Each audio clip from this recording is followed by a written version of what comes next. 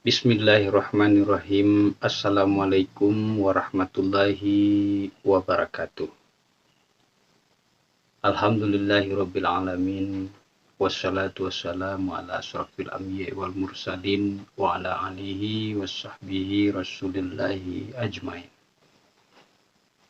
Asyhadu an la ilaha illallah wa asyhadu anna Muhammadar Rasulullah.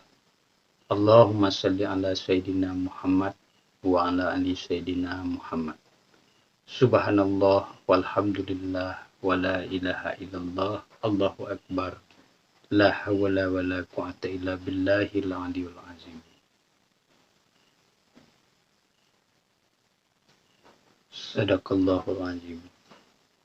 Para pendengar yang dirahmati Allah Subhanahu wa taala dimanapun berada.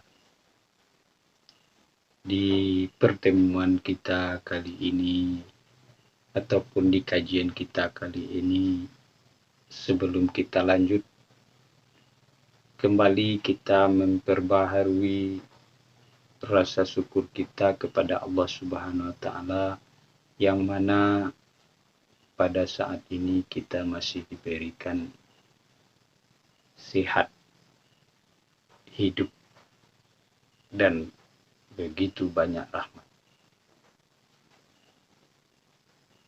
Di dalam mensyukuri nikmat ini, Allah yang memerintahkan, yang mengatakan, siapa-siapa yang mensyukuri akan nikmatku, kata Allah, niscaya akan ditambah. Dan siapa-siapa yang kufur, terimalah azab Allah itu pedih. Nah, untuk itu jangan segan-segan kita mensyukuri nikmat. Kalau kurang, syukuri nikmat Allah Subhanahu wa taala itu. Kuncinya di situ.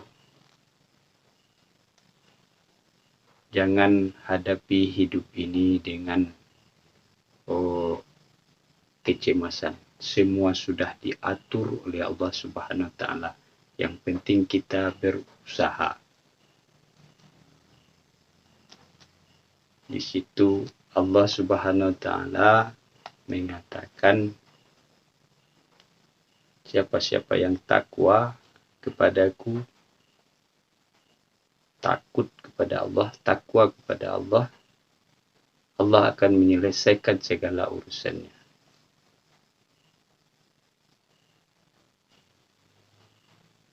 Allah memberi dia rezeki yang tidak disangka-sangkanya. Kurang rahmat itu setelah diberi oleh Allah Subhanahu wa taala, kalau kurang, syukuri nikmat, Allah akan menambah. Kemudian sahabat-sahabat, para pendengar dimanapun berada, bersalawat kita kepada Rasulullah Shallallahu Alaihi Wasallam dengan kita membacakan doa Allahumma salli ala Sayyidina Muhammad wa ala ali Sayyidina Muhammad.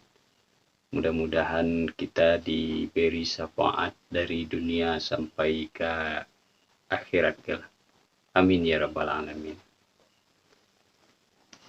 Dunia modern dengan keanekaragaman persoalan yang dihadapi, maka terjadinya perubahan tata nilai budaya, kecenderungan menuju arah globalisasi dan aspek-aspek lain merupakan konsekuensi logis biasa dari suatu proses dampak positif maupun dampak negatif yang selalu ada. Itu biasa. Jadi di sini ada beberapa pengamat kerohanian cukup beralasan dikala melihat perkembangan.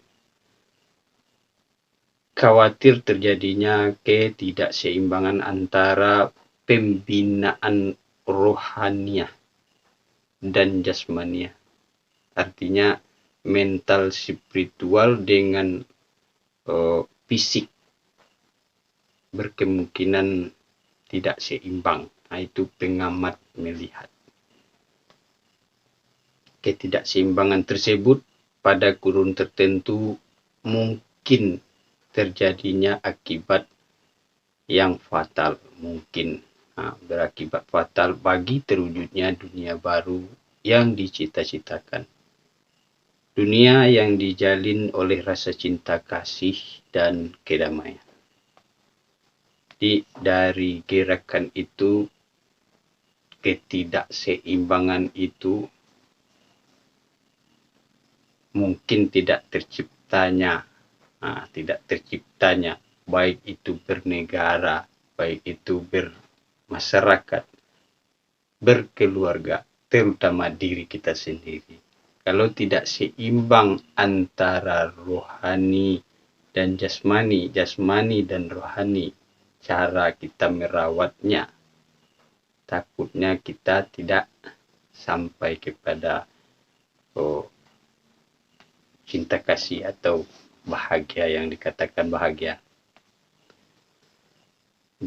Berkemungkinan tidak bahwa penangkal yang paling ampuh untuk menghadapi akibat ketidakseimbangan tersebut adalah agama. Untuk menangkal ketidakseimbangan tersebut, kita perlu beragama dengan ajaran kerohanian. Nanti agama itu dengan ajaran kerohanian. Itulah yang kita bahas yang di pertemuan kita sebelum ini. Di agama itu kita awali dulu dengan berawaludin ma'rifatullah. Di sini kita lanjutkan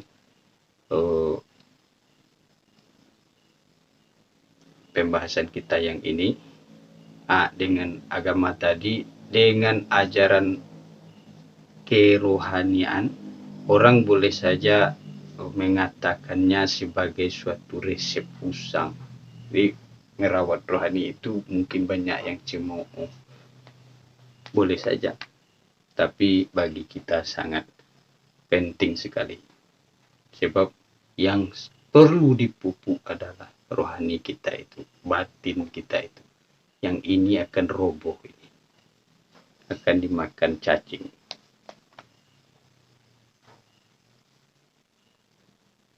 Tetapi betapapun juga kebenaran tidak pernah dilanda oleh virus-virus zaman. Jangan minder kita dengan dalam belajar membersihkan diri batin kita itu. Jangan minder. Kita harus membersihkan batin sampai kepada jiwa ketenangan. Dengan kebersihan batin baru kita bisa mencapai ketenangan-ketenangan hidup. Azas perkehidupan dalam keseimbangan kepentingan keduniaan dan akhirat. Kepentingan material dan spiritual adalah suara kebenaran.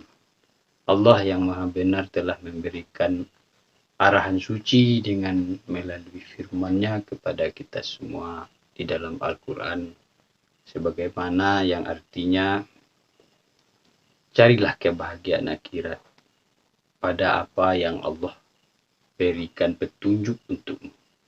Namun jangan lupa bagianmu di dunia. Di sini kita disuruh carilah dunia kita, tapi jangan lupakan akhirat kita. Yang untuk bekal-bekal kita di akhirat nanti, yang kita tidak akan kembali untuk selama-lamanya. Itulah yang dimaksud ini. Carilah kebahagiaan dunia dan jangan lupa kebahagiaanmu di akhirat.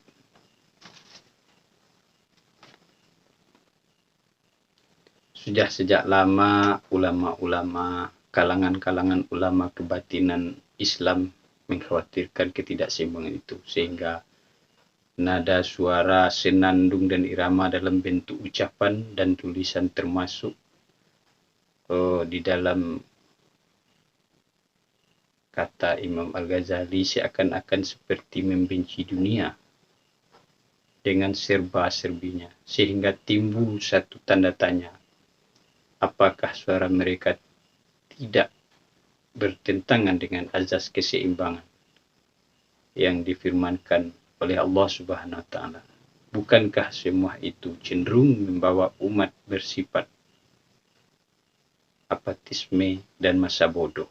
Untuk itu kita tidak seharusnya berburuk sangka, tetapi marilah kita mencoba mempelajari dahulu realita kehidupan manusia. Manusia dihiasi dengan banyak macam kepentingan dan hajat hidup. Dalam arti global terdapat dua pokok kepentingan dan hajat hidup, kepentingan dunia dan kepentingan akhirat.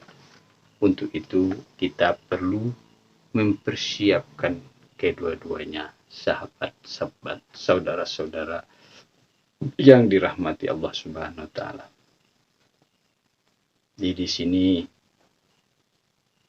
kita saling mengingati, mudah-mudahan pesan-pesan ulama-ulama, orang tua-tua kita itu bermanfaat.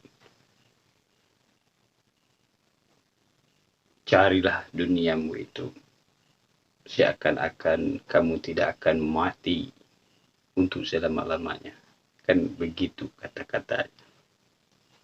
Dan ingat, jangan lupa akhiratmu. Beramallah seakan-akan kamu mati besok pagi, katanya. Jadi mudah-mudahan kajian kita ataupun cerita kita pada kesempatan ini bermanfaat, terutama untuk saya sendiri. Di lain waktu kita berjumpa lagi. Mohon maaf dari segala kekurangan. Wabillahi taufiq wal hidayah. Assalamualaikum warahmatullahi wabarakatuh.